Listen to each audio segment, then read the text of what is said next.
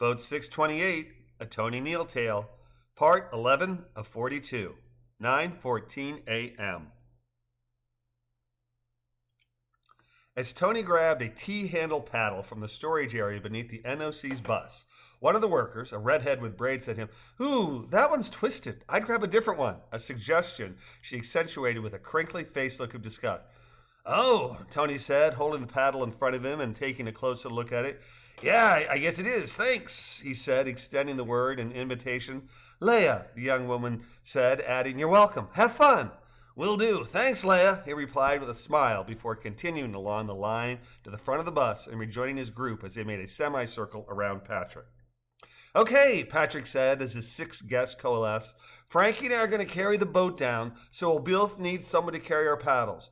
Laurie, do you mind carrying Frank's? And Rachel," he said, squinting his eyes and pointing at Rachel with his right index finger, "would you please grab my paddle? Tony, Jean, and John, please get the first aid kit and our tub of treasures along with your paddles.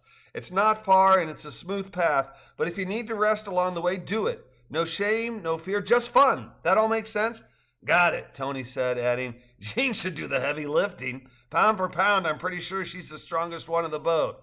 "Oh, right. I forgot," Patrick said, nodding. "Jean's a badass, isn't she? And a lefty, too, correct?" "You are correct that I have not yet sinned," Jean said, her face breaking into a smile, despite her best effort to remain deadpan. "Come again?" John asked, his face a perfect palette for all shades of incredulity. "Oh, don't you know?" Tony asked his brother. "According to Jean here, we're all born left-handed and only turn right-hander after we've committed our first sin. A premise I believe can be disproved by the fact that you are left-handed despite over 60 years of debauchery."